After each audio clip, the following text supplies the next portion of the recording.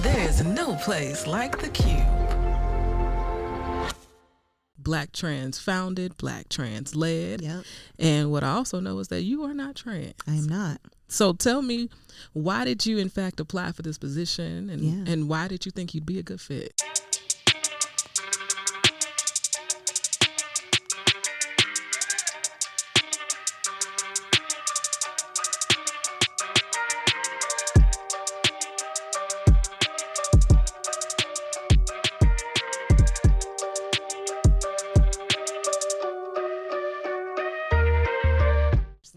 We do. And you told me I could ask anything. I did, and you can. Family. I'm your favorite queer radio personality, Anna DeShawn, and we've got an exclusive interview for you today. You already know what we do. Intersections of race and sexuality for politics, culture, and entertainment. You already know I love Chicago. Chicago is home. And today I'm in Hyde Park at Brave Space Alliance with the new CEO, Nikki Patin. Hey. Hey. How's it going, Anna DeShawn? It's good. Good. It's good. We're having a good day. We are. How are you? I'm good, actually. I'm fantastic. I love it here. Yeah. It's my happy place. Yeah? Yeah. Brave Space? Yeah. Tell me more. Why is it your happy place? Well, I live in the south suburbs of Chicago, so every day driving here and driving home is like being in like the Indy 500 because everyone only knows how to do 90 on the Bishop Ford. So just getting here is like running like a massive gauntlet. But the second that I hit these doors, just the energy in the space from this team, they're just an incredible group of people. They do such hard work to support so many different folks. And just seeing them every day, interacting with them every day, getting to build with them, plan with them, collaborate with them, everything I learned from them, it makes my heart really happy. I don't know how to explain it. Like I can be, and often am, very grumbly when I get out of the car, like, why are all these big old pickup trucks parked everywhere? Yeah. Everybody taking up 2 spaces in the parking space, blah, blah, blah, blah. And walking up to the door, just grumbly. And then the second that I open that door and I get on the elevator, I don't know, it just all goes away. It's amazing. And you were the interim. I was. Before becoming the permanent CEO. I was. And so I would love to just go back a little bit. Please. Right? And so we see that this job is available. Right? And we know the history of Brave Space. It was Black trans founded, Black trans led. Yep. And what I also know is that you are not trans. I am not. So tell me, why did you in fact apply for this position, and why did you think you'd be a good fit? Yeah, I think that's a great question and a wonderful place for us to start. So when I started in this interim role, I actually had no plans on applying for the permanent position. At all. My plan was to get everything stabilized around here, get the team grounded and supported, put some structure in place, and actually really get this organization prepared to welcome in their next permanent leader.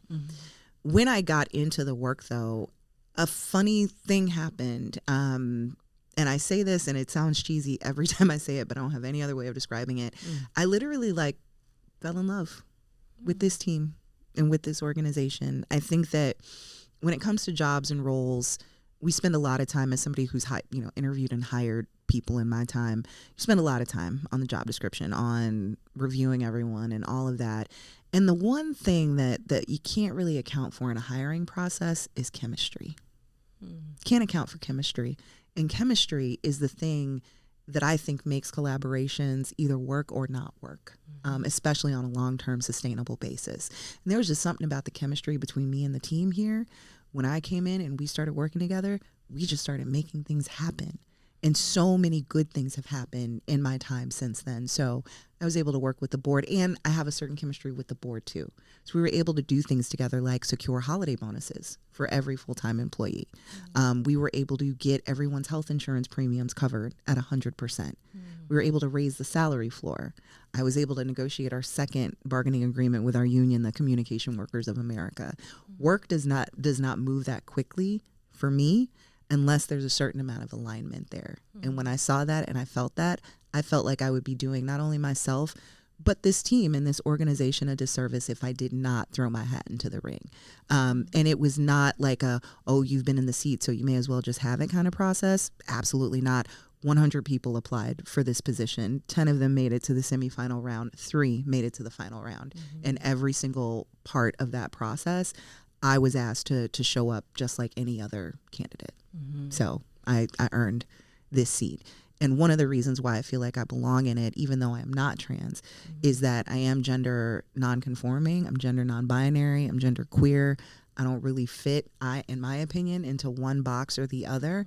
And to me, we are still very much a Black trans-led organization, because every major decision that we make, I make in collaboration with this team. I sit them down and ask them about sponsorships that people want us to take on. I ask them about where we should, in terms of we're thinking about maybe getting a newer, bigger space. They are in on those conversations. In January, after I had been here for a couple months, I sat the whole team down and asked them, what's your vision for Brave Space Alliance? What do you want Brave Space Alliance to look like? Or where do you want us to be in the next 10 years? And I'm using those answers as fuel to support like our strategic planning process, which will take up in the next like 6 months or so. So for me, I know I'm not trans, but I think part of the reason why I am good for this role and good in this role is that my experience over the last 25 years has led me to teach behind bars and prisons, jails, and detention centers. It's led me to be an advocate for survivors. It's led me to work in housing and economic development. And through that, all of that work, I've been able to see like the bridges between the intersections. So not just that intersections exist and we're living these intersectional identities, but how can we build bridges between and with all of these identities? How can we make all of these intersections, which people like to frame as like a huge negative in some ways, how do we make those into positives? And how do we work in a way where we can honor and acknowledge and have our full selves show up wherever we are? That's what I want to do. And the way I've been able to work with this team, that's exactly what we've been able to do. And that's why I said, you know what? I think I belong here. And for me, when I'm in this role and how I'm going to be in this role, it is actually about preparing this seat.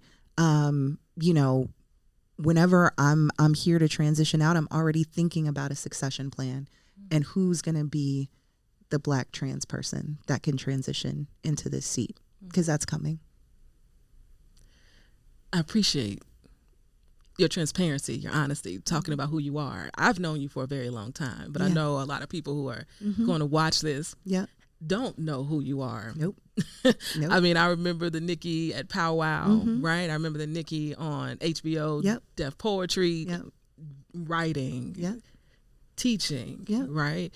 And I think it's really helpful for people to know who you are. And so I'm wondering, what do you think? You talk about the 100 people applying.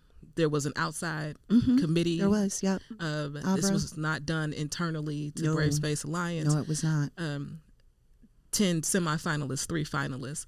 You know, what do you think actually helped you to stand out? Well, I mean, I think a part of it is my transparency, because I'm a completely open book. Like, so throughout my entire like interim time here, and even still and moving forward, I have sent a board report every single week to the board.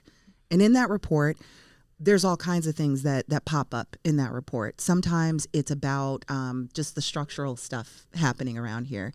In the time that I've been here, we have had to expand the electrical grid. We've had to have toilets rotted out and replaced. We've had the elevator shut down. We've had the HVAC systems malfunction. It's a trip being like not only a CEO of a nonprofit, but also to be a property manager alongside that, because we don't rent our space, we own it. And when you own it, you have to show up in a different way. That means any little thing that goes wrong, you not only pay for it, you take care of it. And so laying out all of those challenges for the board, so they also understood like what I was navigating. I would also discuss things like interpersonal communication with the team, which when I began, respectfully, was not in a great place. So like our first all staff meeting that I led, everyone's on their phone. No one's paying attention. When they are, it's to like, you know, say something passive aggressive or not helpful. Let's just put it like that, which is fairly normal for the majority of workplaces. I don't think that happening makes, you know, I don't think that's a special thing with Brave Space Alliance. I just think that happens sometimes when folks like work and they work together for a very long time. You can sort of lose, you can kind of lose the desire to show up the way you should show up, you know, as a professional, right? And I get it, because I've also worked in drop-in centers before. I've worked in places before where it can feel very draining and you lose your motivation and your inspiration. But I wanted to figure out, how do we bring that back, and how are we kinder to each other while we do this work? This is challenging work. And I don't think, if you've never worked in a drop-in center, it's hard to understand it. But we're open. And back then we were open Monday through Friday. Now we're open Monday through Thursday from 10 a.m. to 4 p.m.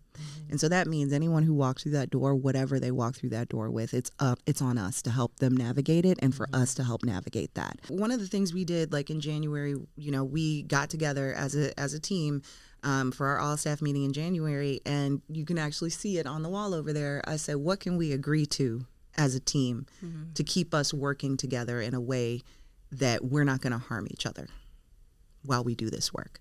Because, yeah, maintaining consistency day after day after day, 10 to 4, that same energy, welcoming every single person in through that door, it can wear on you after a while. And especially if you don't have enough support to process some of that secondary trauma you take on from people, it can really start to affect you in a really negative way. And that's one thing that I was very concerned about, was the well-being of this team. And so we created our team agreements together. And at our last all-staff meeting just last month, everyone showed up with their laptop. Didn't have to ask them that. Everybody was engaged. Everybody was paying attention. Everybody was speaking to each other with kindness and respect, excited to discuss the work and strategize. That's the kind of energy that I wanted for this team, because I knew that it was there the whole time. So I think for me, that's been beautiful to witness, that when I do the work as the CEO of really holding the team, they can then show up and do the work of holding the community. Yeah. And tell me, what does the vision look like? Yeah. For you and the future of Brave Space? I read that you all are going to begin to embark upon a 10-year strategic plan. I would like to. Oftentimes I hear a 3-year, a 5-year, but a 10-year is pretty significant. It so is. I'd love to hear. Yeah. I'm sure the people would too. Yeah. What the vision looks like. For sure. And I want to say this. We have not actually gotten to start the strategic planning process. So what I am saying right now is some of my own thoughts. It's also some of the thoughts that like the team brought up in our conversation when we talked about what does the next 10 years of Brave Space look like. And so I will just begin with that. But I want everyone to know that like it can and should shift, because the board should have room to weigh in. The communities we serve should have room to weigh in. And of course the team should have room to weigh in. So this is what I'm thinking, but there's always room to adjust, right? And be flexible. The disclaimer. Okay. Yes, important. So one of the things that folks brought up is that they want to franchise Brave Space Alliance. And I think that's so cool. Wow. Like, what if we had a Brave Space Alliance in like every part of this city? Like, what if there was one like up north? There's one down. What if we had multiple ones all over the south side? What if we even bother with the north and the west side, but we have multiple Brave Space Alliances? Because, you know, it's very different on like 89th and Western than it is on 53rd and Harper. It's very different on 105th and Yates than it is on like, you know, 42nd and Loomis. You know what I mean? Those are all different areas, places, spaces. Even getting to them is totally different. So that idea of franchising. And then the other thing I thought about was the fact that there's so many of us in the south suburbs and nothing out there for us. Anything you want, if you LGBTQ and Black living in the south suburbs, you have to come on into the city. Like, especially for any kind of supportive services. Yeah. So when I think about that, I think about who are the people that have the hardest time getting to us. And I pay a lot of attention to like the queer exchange like groups, not just in Chicago. I'm also looking at the suburbs. And I'm looking at the places where people are saying, hey, I would love to go to X, Y, and Z, or I would love to go to a food pantry or whatever, but I just don't have any transportation. And so for me, that's one of the first places I want to begin, is like, where are the gaps in services for Black trans folks and Black LGBTQ folks? Where are those geographically? And then let's figure out, hey, how can we build? The other thing is that I know we really want to move out of the space that we're in now. It's a beautiful space, but we're outgrowing it. We just onboarded 2 part-time staff members this week. We just hired a new behavioral health manager last month, and we're onboarding 2 new full-time staff members next week. So we are quickly outgrowing this space. And we also want to work with Task Force. They've been supporting us in trying to build out our 340B program. And so that's a prescription program where people would be able to come here and get their gender-affirming medication, which is beautiful. I'd so much rather they come here than like have to go wait in line or at Walgreens or CVS. And so again, that takes infrastructure, that takes more staff, it takes more room, more space. So we want to find a newer, bigger space. And for me, though I love Hyde Park, so don't get mad at me, Alderman Robinson, when I say the next thing I'm going to say, I love Hyde Park. But I think from a community development perspective, I don't know how much traction we're going to have here, if I'm honest. I don't know if we're ever going to be the priority in the 4th Ward in that way.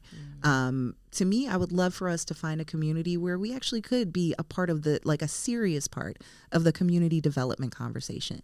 Not us just buying a building or buying a space or renting a storefront or whatever and just moving in, but us becoming like a really visible, valued, vibrant part of the fabric of a community.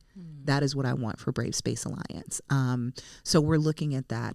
As I said, when we expand into like our 340B program, another thing that we are talking about, learning about, training about is also how to provide like kind of basic medical healthcare services for people. Nothing like too extensive, but maybe having a doctor who's able to come in, a couple times a week to give people some basic like preventative like 101 like healthcare. And if it's something more serious, we can, refer them over to our good friends over at Howard Brown to get like more extensive medical care. But I think for us, it's also the acknowledgement that I know a lot of people talk about, which is that when it comes to LGBTQ healthcare, it's not just about like the prevention of like STIs or like talking about like HIV, although those are very important things to talk about and to prioritize. It's also about the fact that so many of us just lack basic health care. We don't know what our blood pressure is. We don't know what our heart rate is. We don't know the last time we had an annual checkup or went to the dentist or whatever. And a piece of it, a huge piece of it, is how we're treated in those spaces. That when I'm just trying to get like a basic appointment done, I don't need to like spend my time giving you a workshop on how to respect my pronouns or how to remember the name I want you to call me. Right. And so that's another piece of work that we're taking up, is that we are figuring out how we can better train our medical professionals in Chicago. And we're working with a couple of different people to be able to provide that training for folks.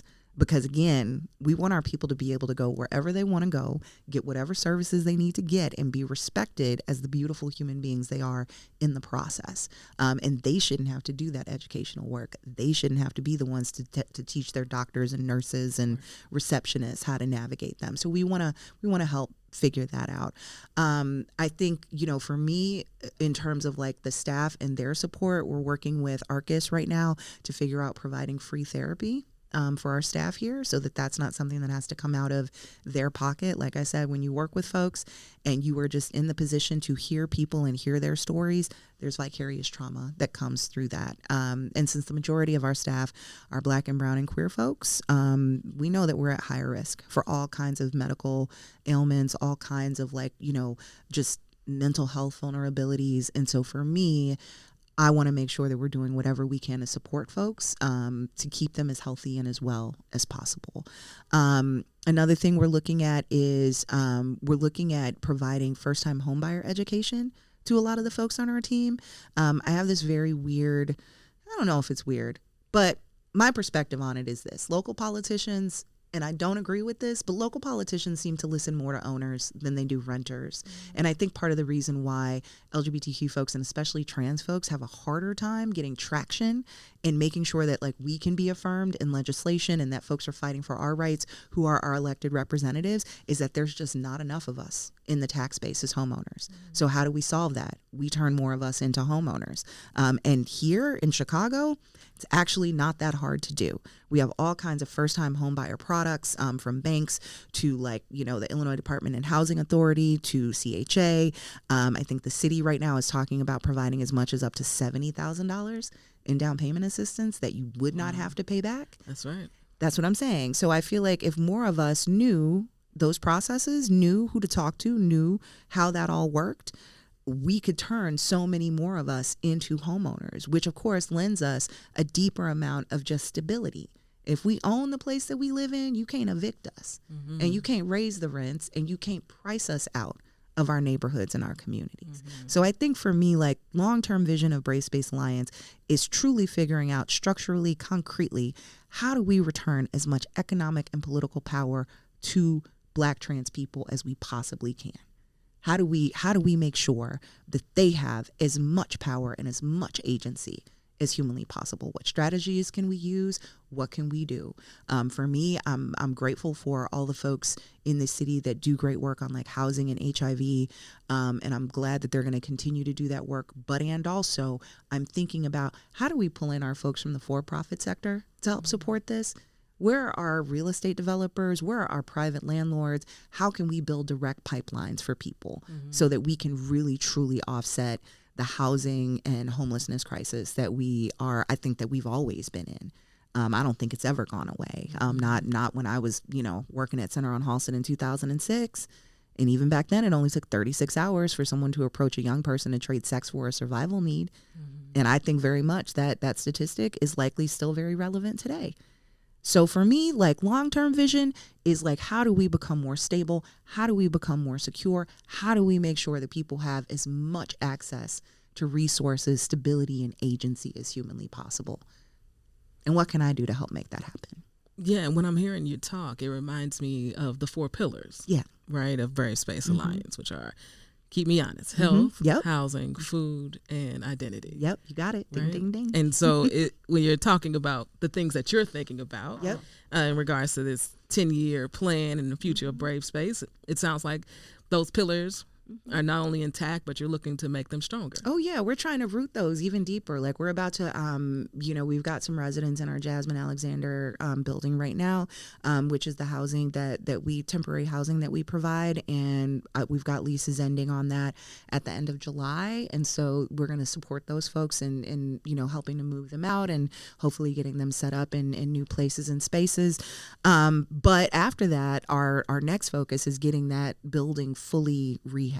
So there was a plan for it to be built and rehabbed in a certain way, and that hasn't come to fruition yet, but we are going to make that a top priority starting at the end of July. And so we've already secured some contractors to begin that process. And that's also part of the 10-year plan, is that once we are able to fully bring our housing program online in the original vision in which it was created, and it was created here at Brave Space Alliance, and oh my God, Raina Ortiz is the person who put that plan together. We love Raina around here. Everybody loves Raina, and they should, because she's an incredible human being. And I'm one for giving praise, affirmation, and credit loudly. So Raina Ortiz is the person who created that housing plan. We've never been able to fully execute that faithfully to the vision that Raina designed. And I would like to take a real swing at that.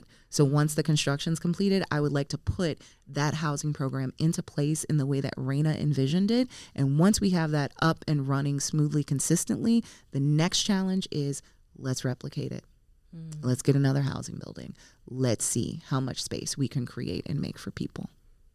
Because what we do know is that there's not enough beds. Ever. For the amount of people who are experiencing housing instability in the city. We also know that 50% of those people experiencing that housing instability identify along the spectrum. Yeah. And so many of them are trans siblings. Absolutely. Absolutely. And it's an issue that, again, when I was working at Center on Halsted as their young women's program coordinator, it was the same thing over and over and over again. Young person would come in, somebody found a lip gloss, somebody found a binder, somebody found a whatever, and now they out in the snow in February at 14. And I'm on the phone calling up shelter after shelter after shelter. Nobody has any free beds. All I can do is give this young person 2 bus cards, give them some extra food when we feed everybody. And that's that feeling of powerlessness, that feeling of I am trying everything I can and there's just simply nothing here for me to tap into. I hate that feeling. And it's one that I think in this role, I want to do my damnedest to eradicate. So for me, I want to spend the next 10 years building solid relationships, like I said, with real estate developers, with folks who own businesses, with corporations, with banks, with lenders, with community lenders, with CDFIs, with community health centers, with as many people as I possibly can, so that we can provide those direct pathways and connections for our folks to be able to get the services and resources that they need. I'm tired of waiting, Anna. I'm tired of waiting for our government, for our politicians, for everyone else to get the let out, because folks are dying, and they don't have to. They really don't. So yeah, we need to get it together, and I want to be one of those people that helps us get it together. Yeah, I think when we see new leadership come into these types of roles and a type of organization like Brave Space Alliance, there's always questions about what is the vision? Is the mission going to change? I know she's not trans, but is it still a trans-centered organization? You know, these are the types of questions I know people are thinking about, and I feel like you're addressing them through this conversation. Absolutely. Yeah, no, absolutely. We're trans-centered, trans-focused, trans-led. For sure. Like I actually had a phone call this morning. I started my day with a strategy call with our PR firm, right, who does all of our media and strategy and everything. And one thing I told them as they were talking about, well, what's your strategy for media? I said, well, the number one thing is that whenever I do an interview, aside from this interview, I'm always going to have one of my team members with me. And if you look even at the past couple of interviews that I have done, like on the radio, like I did an interview with Mario Smith for his mutual aid report, and I had Jaheim and Ebony with me. It's important to me. One of the first interviews I did for Brave Space with Windy City Times, Courtney was with me. It's important for me to bring my team with me and to step back so that they can step forward. So that's really like how I would like to leverage this leadership role. I'm going to say this and it'll probably sound super arrogant, but access to a spotlight and a microphone is super easy for me. Real simple. To the point where like, I don't really need it anymore. So to me, it's better to step back so that our other folks can step forward. And if I said this, like I think in one of my remarks somewhere, there's been a lot going on this Pride Month. But I said that, as somebody who is perceived as, even though I feel gender non-binary, gender non-conforming, I know and I understand that the world still very much sees me as a Black woman. And that as a Black woman, there's a certain history to how we have been treated and the way, especially in nonprofit spaces. And one thing that I've said that I truly mean, is that there's only one group of people that I'm allowing to use my back as a bridge, and that would be Black trans women. Tell me why. Well, because one, I know that when Black trans women open the door, everyone gets to walk through. Two, because out of all the groups of folks in this country, they are the group of people that are some of the most vulnerable to all different kinds of violence, as well as all different kinds of structural iniquities. And there's so much, to me, power, beauty, talent, brilliance amongst Black trans women. I think it's a damn shame that they don't get the opportunities to show that off, or to show that off, they have to go through so many barriers. They have to jump so many hurdles just to show up the way the rest of us just get to show up. And pardon my French, I think that's fucked up. I don't like that. I also know that I'm somebody who can grab a little bit of attention. I can get like a spotlight, a microphone, amplification, whatever. I feel like that's the best way that you can be an accomplice to any group of people, is that you say, hey, cool, I will use whatever I can because I know I can get this door open. Let me just stand here and hold the door open so that you can go through. Yeah. Is there anything else that you wanted to talk about? Is there anything else you want to uplift in this moment? I know I heard about construction here. I know if we wanted to get into that. I don't know if you want to talk about that. Oh, the construction in the space? Yeah. This space? Yeah. Is there construction happening here? No, this is the construction happening at the Saginaw building. Just the Saginaw. Okay. Yeah, the Saginaw building. Okay. Yeah. I don't know. Is there other programs, anything that's worth uplifting that you want to? Yeah. I mean, I think what's worth uplifting is that it feels like the name of the organization is a lot bigger than the reality, right? So like last year we fed 4,898 people with a team of less than 15. Okay, let's take it back. Okay, you want to talk about? Let's do that. Yeah, let's talk about the impact. Yeah. Please. Yeah. I think it's so important what you just said around access for Black trans women. I think it's really an important part of your leadership when you talk about being able to step back and allow others to step forward. Oh, yeah. And I think one thing folks may not know, and some of it I heard when I attended the Angela Davis event, was about the impact. Yes. I think people know Brave Space Alliance, but I don't know if they actually know maybe how much impact the organization is having. Can you tell us a little bit more about that? Absolutely. I mean, again, we fed 4,898 people last year with a team of less than 15. Wow. We process thousands of pounds of produce through our pantry space every single month. We performed over 200 wellness checks. And that's important because we only had one behavioral health manager on staff last year. We've now tripled the size of our behavioral wellness team. So last year we started with a behavioral health manager. Now we have our director of programs who's licensed LCSW. We have our behavioral health manager who's also a clinician. We have a case manager who is also a licensed social worker. And we're adding in an intake coordinator who is also bilingual. So for us, like expanding that access, expanding how much we are able to support people means everything. Because now when folks walk through the door and they're like, man, I have a hard day, I really need somebody to talk to, there's pretty much somebody always available to provide that. That's really important, especially amongst, I think, a community of folks, really multiple communities of folks who are often told to just shut up about their pain. Shut up about what they're going through. Shut up. Nobody wants to hear all that. Nobody cares about that. Nobody whatever. Everybody's like, it's so interesting that we live in such a nonchalant time that like people don't even have a chance to even comprehend what's going on before they're told to get over it. And that's dangerous because, again, when you keep all those things inside, it manifests in other ways. And we see that especially in our community as Black people and as Black queer people. You just decide to keep a secret for 50, 60 years, and now all of a sudden you're navigating cancer, or you're navigating high blood pressure, or you're navigating heart disease, or you're navigating something and you don't even know where it came from. You just know that your body seems to be attacking you from the inside out. Well, that's how the body responds to us not processing trauma and us not healing and us not prioritizing our wellness. That's what the body does with that. We want a different outcome for people. Yeah. We don't want that to be how people process their trauma. We don't want people to just walk around and just be quiet and just be suffering in silence, because why should they have to?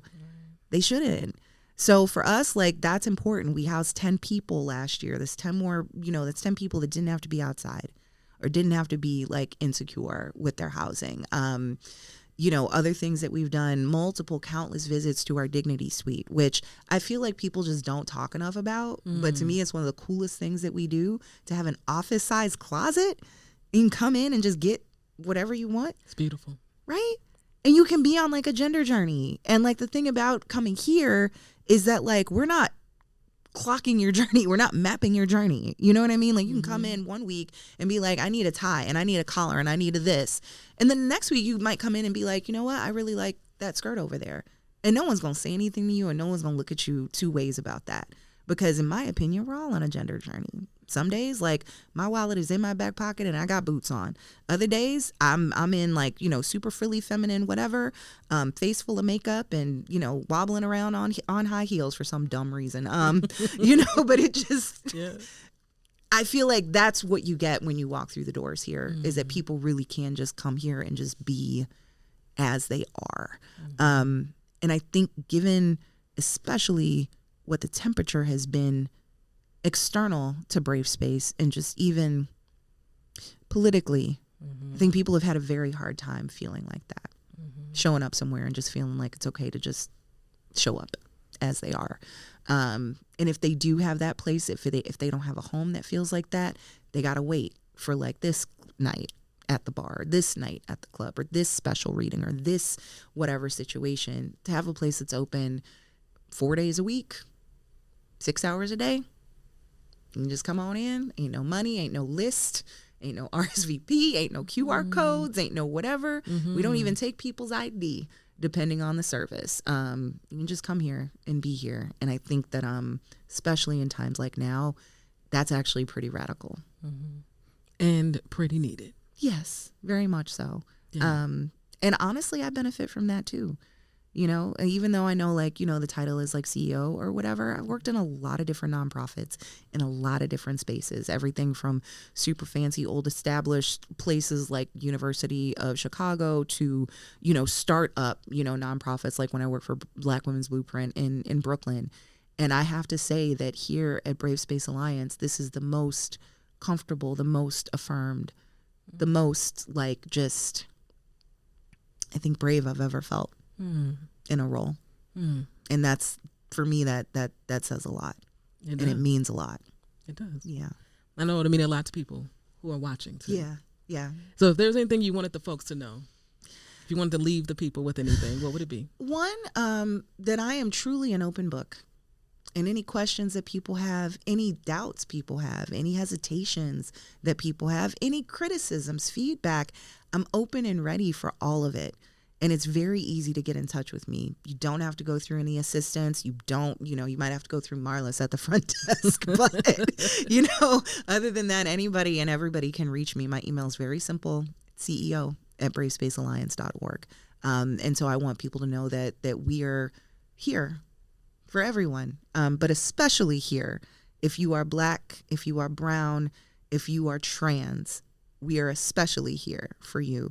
If you are Black, if you are brown, if you are LGBTQ, we are especially here for you. And if you, everybody else, we are also here for you, but we are especially here for some people because they hardly have anyone for them at all ever. So we have to be loud about that and declare that and affirm that. And also we're down to collaborate. And for me, I know how folks are really in any industry. And I just want it known everywhere that at Brave Space Alliance, the thing that we value is coalition over competition, collaboration over competition. We value cohesion over competition. We understand that we as a whole community are under the gun right now. So this is not the time to make enemies of each other. It's not the time to split hairs. It's not the time to begrudge each other's success. It's not the time even to handle criticism in a way that is not sensitive and careful and intentional. You know, I think criticism it can be good in terms of refinement, but this time right now, I think we need to be really careful with each other. I think we need to really care for each other, and as an organization, that's how we're moving. And we need each other. And we do need each other. Absolutely. So I want folks to call on us if they feel like they need us. I want folks to call on me if they feel like they need me. And I want people to know that wherever you ask me to go, I'm bringing a whole group of people with me. Thank you. Yeah, thank you. Thank you for trusting me with this conversation. Absolutely. You're the only one I trust with this conversation. Thank you. Yep. Family, you already know. This is Queer News, and we are Queer News done right. Good. Thanks, Anna. Thank you. Yeah. Yeah, it was good. Good. Esther said it was good. I was Yay. Thank you, Esther, because I know you would not lie to me. Not. The blood sunshine out my behind. I don't feel like you She do would have that for thrown anybody. some questions at me like, hey, you need to ask that. Don't forget that. Yes.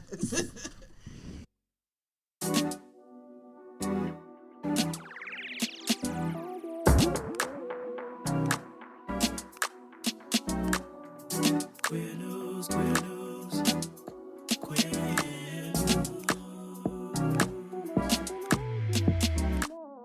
If you've enjoyed what you heard, rate and review us inside your favorite podcasting app. This podcast is written and produced by me, Anna DeShawn. Podcast editing by Ryan Woodhall. And brought to you by E3 Radio and distributed on The Cube. We are Queer News Done Right.